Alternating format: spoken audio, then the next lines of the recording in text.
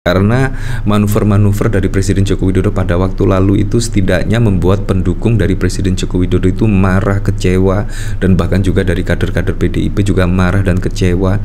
Tetapi dengan manuver Presiden Joko Widodo tidak mendapatkan apa yang diinginkan. Menurut saya, wah, bisa-bisa Presiden Joko Widodo ini ya yang secara tidak langsung dikorbankan pada Pilpres 2024.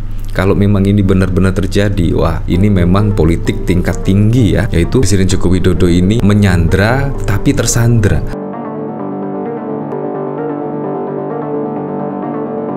Belum menyaksikan video ini, pastikan bosku jangan lupa subscribe, karena subscribe itu gratis plus bonus tonton video terbaru setiap harinya. Jangan lupa ya.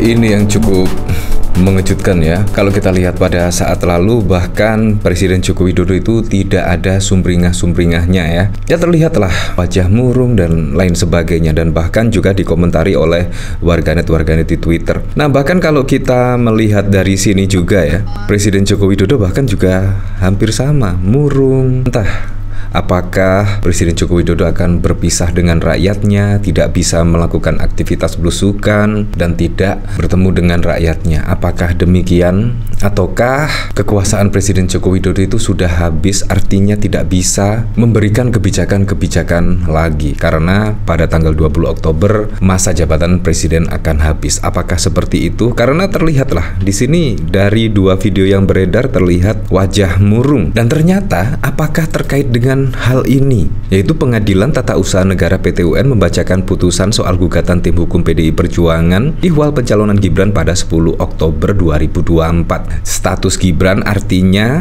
yaitu sebagai cawapres terpilih, wakil presiden terpilih itu ditentukan pada tanggal 10 Oktober mendatang. Kalau misalkan PT UN tiba-tiba mengabulkan gugatan dari PDI Perjuangan, wah, otomatis pencalonan Gibran dibatalkan. Nah, kira-kira siapa penggantinya? Tetapi menurut saya sangat susah sekali dan sangat sulit sekali. Walaupun sih di MK setidaknya sudah ditolak ya gugatan dari paslon 01 dan 03, tetapi setelah ditolaknya di MK, tidak hanya di situ saja, bahkan PDIP juga mengajukan gugatan yaitu di Pengadilan Tata Usaha Negara PT UN. Nah, ini cukup mengejutkan sekali ya. Pantes pada saat lalu itu Gibran tidak terlihat sama sekali ya. Gibran ada di mana? Padahal juga dari putra dari presiden terpilih yaitu Mas Didit bahkan juga mendampingi Pak Prabowo Subianto. Tetapi Gibran bahkan Kaisang tidak kelihatan sama sekali. Ada apa juga ya? Apakah memang terkait hal ini ya? Karena status Gibran itu masih ditentukan pada tanggal 10 Oktober. Artinya saat ini masih ada gugatan soal terkait status wapres terpilih. Nah, kalau kita melihat dari Tempo.co, Ketua Tim Hukum PDIP Gayus mengatakan gugatan tersebut bukan merupakan sengketa Pilpres 2024 yang sudah diputuskan di Mahkamah Konstitusi, tapi gugatan perbuatan melawan hukum yang dilakukan oleh KPU. PDIP mempersoalkan KPU yang tidak menolak pendaftaran Gibran sebagai calon wakil presiden meski melanggar aturan KPU yang belum dirubah setelah putusan Mahkamah Konstitusi mengubah syarat usia calon wakil presiden. Artinya KPU itu belum merubah, setidaknya ketika MK memutuskan syarat usia calon wakil presiden belum dirubah, tetapi tidak menolak ketika Gibran mendaftar sebagai calon wakil presiden pada saat lalu. Memang semakin seru ketika mendekati pilkada serentak, mendekati pencoblosan, semakin seru dan semakin deg-degser saja pada tanggal 20 Oktober mendatang. Apakah Gibran akan dilantik? Apakah Gibran batal dilantik? Nah, ketika Gibran batal dilantik misalnya, kira-kira siapa yang akan mengganti posisi Gibran sebagai wakil presiden terpilih? Kira-kira siapa yang cocok ya? Karena sangat mengejutkan. Belum juga terkait akun Kaskus Hufafa misalnya. Ini juga sangat wow sekali lah. Nah, dari sini bahkan juga dikomentari oleh calon DPR semakin seru nih. Dari Prosperos Sandra yang tersandra plus please Suaras game change. Ngeri-ngeri sedap tuh Hufafa menuju 10 Oktober.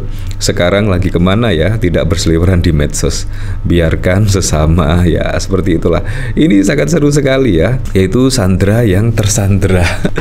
Nah, kalau kita melihat dari berita sini ya, dari CNN Indonesia, gugatan PDIP ke KPU soal penetapan Prabowo Gibran diputus 10 Oktober. Ya memang sih, terkait pencalonan Gibran pada saat lalu itu menuai polemik dan bahkan menuai pro dan kontra. Apalagi yang memutuskan adalah paman Usman, yaitu paman dari Gibran. dan adik ipar dari Presiden Joko Widodo. Sangat mengejutkan sekali. Tiba-tiba setidaknya memberikan karpet merah kepada Gibran yang belum cukup usia ketika mendaftar di KPU sebagai calon presiden, tiba-tiba diketok palu dan Gibran bisa mendaftar. Itu juga sangat mengejutkan sekali karena waktunya sungguh mepet sekali dan KPU pun juga belum siap tetapi sudah menerima, yaitu pendaftaran dari Gibran Rakabuming Raka walaupun juga syarat usia belum dirubah. Nah, inilah yang menjadi poin PDI Perjuangan mengajukan gugatan ke PT UN. Permohonan PDI Perjuangan yang mempersoalkan penetapan hasil Pilpres dan Pileg dalam pemilu 2024 akan diputus pada Kamis 10 Oktober mendatang. Tanggal sidang Kamis 10 Oktober 2024, agenda pembacaan putusan secara elektronik melalui e-court. Demikian dilansir dari laman Sistem Informasi Penelusuran Perkara SIPP Pengadilan Tata Usaha Negara. Perkara nomor bla bla bla sudah berlangsung 4 bulan lebih dengan sidang perdana pada Kamis 30 Mei. Laman SPP, PT UN Jakarta tidak menampilkan majelis hakim yang memeriksa dan mengadili perkara tersebut. Tergugat dalam perkara ini adalah Komisi Pemilihan Umum RI dalam perjalanannya tepatnya pada tanggal 30 Mei. Majelis hakim PT UN Jakarta mengabulkan permohonan pemohon intervensi atas nama Prabowo Subianto dan Gibran Rakabuming Raka.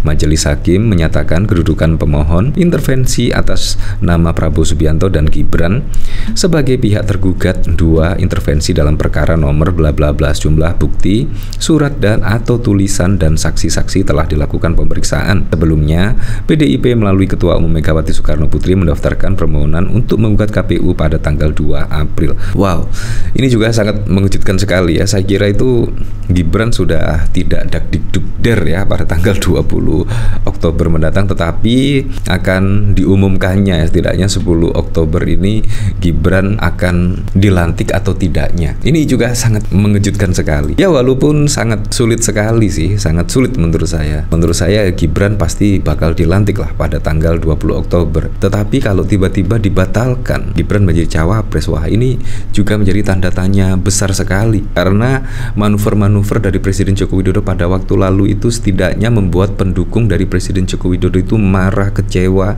dan bahkan juga dari kader-kader PDIP juga marah dan kecewa. Tetapi dengan manuver Presiden Joko Widodo tidak mendapatkan apa yang diinginkan. Menurut saya, wah, bisa-bisa Presiden Joko Widodo ini ya yang secara tidak langsung dikorbankan pada Pilpres 2024. Kalau memang ini benar-benar terjadi, wah ini memang politik tingkat tinggi ya, yaitu Presiden Joko Widodo ini menyandra tapi tersandra. Mungkin seperti itulah. Sungguh mengejutkan sekali ya. Menjelang pelantikan bukannya semua sudah beres, tetapi ini masih deg-degser karena tanggal 10 Oktober mendatang status Gibran sebagai wakil presiden terpilih ditentukan batal atau dilanjutkan. Ini memang sangat wow sekali. Ya pantaslah kalau kita lihat dari video di sini Presiden Joko Widodo bahkan terlihat murung ya. Bahkan dikomentari oleh Lambene Tonggo, kalau ada PSI ID pasti tepuk tangan. Untungnya mereka nggak masuk Senayan. Itu yang perempuan siapa ya? PDIP tunjuk Bambang Pacul jadi pimpinan MPR. Wah, jangan kendorkan apalagi sampai melepaskan simpul persatuan putra putri Pertiwi. Ya seperti itulah perbedaan DPR, MPR dan DPD dalam sistem ketatanegaraan Indonesia. Ada yang lagi bikin kaos, jangan tepuk tangan. Ya seperti itulah, tapi saya berharaplah pada pilkada serentak besok bisa berjalan dengan aman, berjalan dengan lancar, dan yang paling penting berjalan dengan transparan, jujur dan juga adil.